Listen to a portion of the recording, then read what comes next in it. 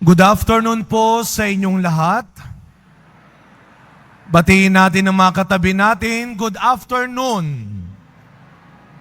At mga kapatid, ngayon po ay ang unang Biyernes sa panahon ng Kwaresma o Lent.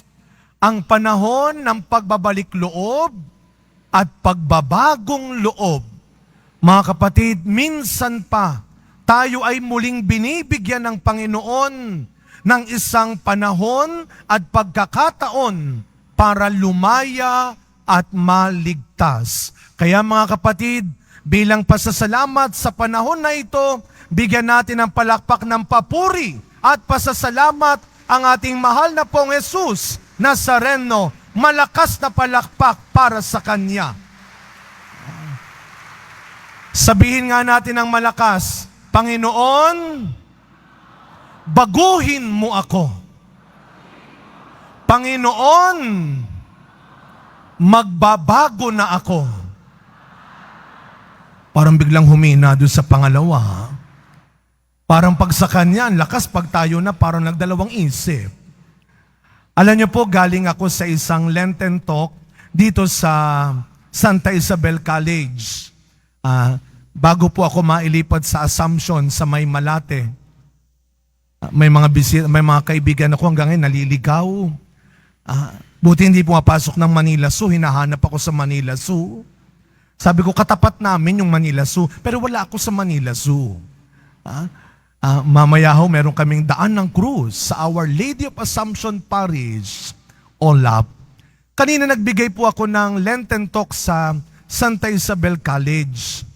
Mga teachers at mga personnel, mga staff ang aking binigyan. Ang ganda ho ng tema, Walking with Christ, Finding Renewal. Ngayong Kwaresma mga kapatid, 40 araw tayong maglalakbay kasama si Kristo patungong pagbabago. Tandaan ninyo, pag pinili mong maglakbay kasama si Kristo, pag pinili mo ulit mabuhay, gumawa, magtrabaho, kasama si Kristo, asahan mo, may mababago sa iyo. Ihanda mo ang sarili mo, may magbabago sa iyo. Kaya lahat ng nakahandang baguhin at magbago para sa Panginoon, pumalakpak tayong muli ng malakas.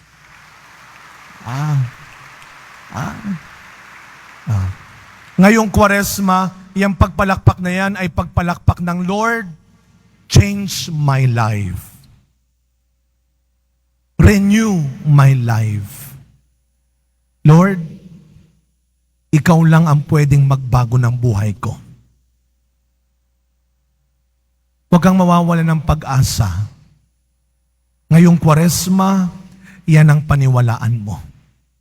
Sabihin man ng iba sa iyong wala na, sa Panginoon, pwede pa, kaya pa. At katulad po ni Propeta Isaías, sa ating unang pagbasa ngayon, hayaan mo na gamitin ka rin ng Panginoon para maayos niya ang buhay ng iba. Para maitama niya ang buhay ng iba, para mailigtas niya rin ang buhay ng iba. Huwag mong ipagdadamot ang sarili mo. Hayaan mong gamitin ng Diyos ang buhay mo para mabago ang buhay ng iba. Kaya ngayong Kwaresma, hindi lang pag-amin sa pagkakamali at pagkakasala nila ang dapat mong ituro sa kanila.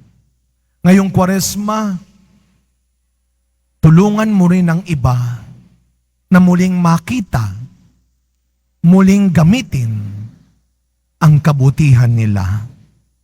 Turuan po natin ang bawat isa na patuloy na maging tapat sa ating kabutihan. Kahit meron tayong kanya-kanyang pinagdadaanan, meron tayong kanya-kanyang pinaglalabanan, tulungan natin ang bawat isa na maging mabuti pa rin sa isa't isa. Huwag mong idamay sa problema mo at init ng ulo mo ang mga kasama mo. Lalo na kung pagdating naman sa ginhawa at saya, nagsusolo ka. Kapag mahirap, kapag problema, tayo-tayo. Pag ginhawa, ako na lang ito. Mali yun. Kung yung iba, pag nalilipasan, nagkakasakit. May mga tao naman pag nalilipasan, nananakit. Ang init ng ulo. Mahirap kausap dahil nalipasan ng gutom. Kaya nga, wag nating kalilimutan, panahon ng Kwaresma ngayon, Biyernes po ngayon. Nung Miyerkules, baka naman may nakalimot po sa inyo. Dito sa Quiapo, araw-araw ang kumpisal. Yung mga nakalimot na nung Miyerkules, dapat anong ginawa natin? Fasting. Pag sinabing fasting, 18 years old hanggang 59 years old. So yung mga senior, ayahay ang buhay. Ang fasting, one full meal. Walang karne, walang baboy. O ngayon, aminin natin sa harap ng Panginoon, sino ang hindi nag-fasting nung Miyerkules? Hindi ko na ho kayo pipiliting magtaas ng kamay. Basta ang magsinungaling, bahala na si Lord sa atin. Ngayon ay abstinence din. Pag sinabing abstinence, Ash Wednesday at lahat ng Biyernes ng Kwaresma, bawasan ng pagkain. Walang karne. Walang baboy. Diyos ko, hindi natin ikamamatay yun. Huwag na tayong mandaya. Pero wag natin kalilimutan, kahit na mahigpit nating dapat sundin ang fasting at abstinence, may magandang salita. Bukod sa pag-aayuno, may magandang salita yung fasting at abstinence. Ito yon, pagpipigil. Pigilan mo ang sarili mong kumain ng marami. Pigilan mo ang sarili mong kumain ng taba, ng karne. Pero bukod sa pagkain, sa karne, bukod sa maraming pagkain, isa pang mas dapat nating sikapin na pagpigilan ngayong Kwaresma. Makinig po kayo. Mas pigilan mo na ang pag-iisip ng masama sa iba. Mas pigilan mo na ang pagsasalita at paninira sa buhay ng iba. Mas pigilan mo ang sarili mo na gumawa pa rin ng mali at masama sa iba. Pigilan mo yung sarili mo. Pagbabalik loob, repentance. Pero sabi nung aking nabasa, repentance is not when you cry. Repentance is when you change. Repentance is not when you cry. Repentance is when you change.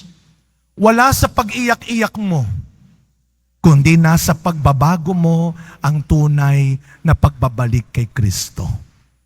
Ilang tao na ang umiyak ng umiyak sa'yo, pero niloko ka pa rin ng niloko. Sinisiraan ka pa rin at sinasaktan ka pa rin.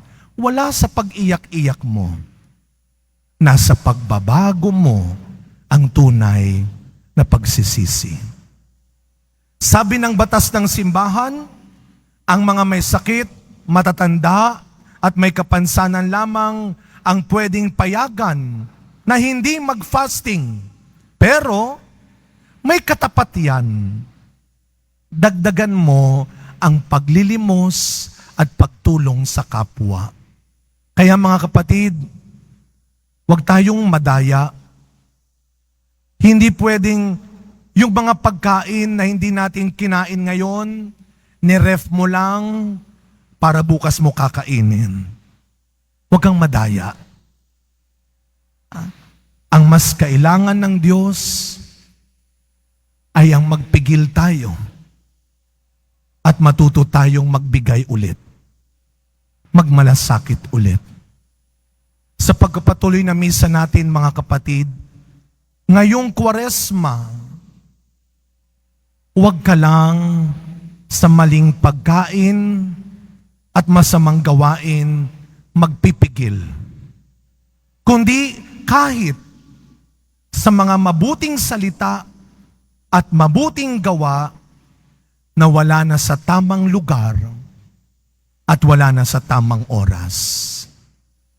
Pigilan mo muna ang sarili mo ng matauhan, ng matuto ang mga kasama mo.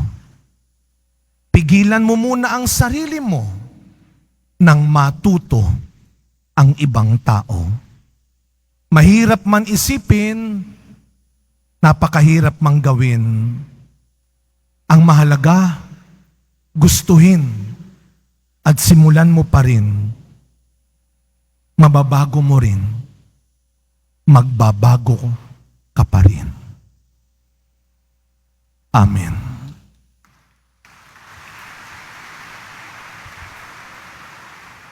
Magsitayo ang lahat.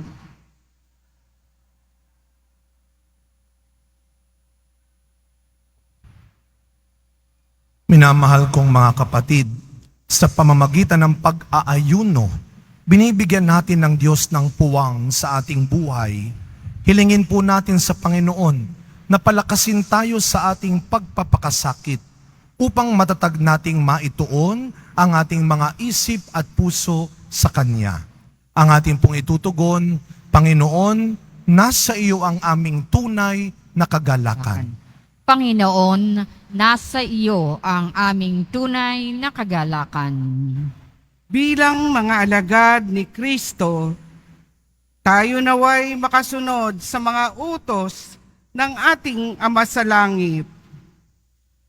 Manalangin tayo. Panginoon, nasa iyo ang aming tunay na kagalakan. Ang bayan ng Diyos, naway magtiyaga sa kanilang mga pagsasakripisyo ngayong Kwaresma. Manalangin tayo. Panginoon, nasa iyo ang aming tunay na kagalakan. Ang ating mga pagtitimpi at pagpipigil sa sarili, alang-alang sa Panginoon, naway matumbasan ng kaligayahan sa piling niya. Manalangin tayo. Panginoon, nasa iyo ang aming tunay na kagalakan. Ang mga may sakit, nasa bingit ng kamatayan, at namimighati sa buhay, naway mapuspos ng biyaya ng Diyos. Manalangin tayo. Panginoon, nasa iyo ang aming tunay na kagalakan. Ang mga namayapa nating mga kamag-anak at mga kaibigan, naway malayang makabahagi sa buhay ng Diyos. Manalangin tayo. Panginoon, nasa iyo ang aming tunay na kagalakan. Tahimik po nating ipagdasal ang iba pa po nating personal na kahilingan.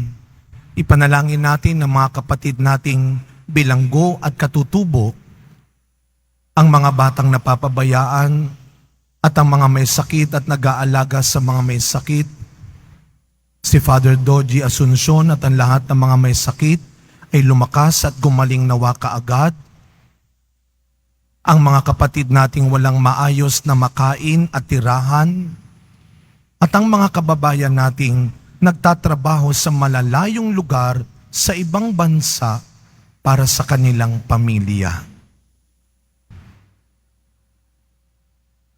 Ama naming maawain, ipagkaloob mo po sa amin ang lakas upang mailaan namin ang mga sarili na mamuhay ayon sa Espiritong nananahan sa amin, na siyang lulupig sa aming mga kahinaan upang lubos kaming makibahagi sa muling pagkabuhay ng aming Panginoong Hesukristo. Amen. Magsiupo ang lahat.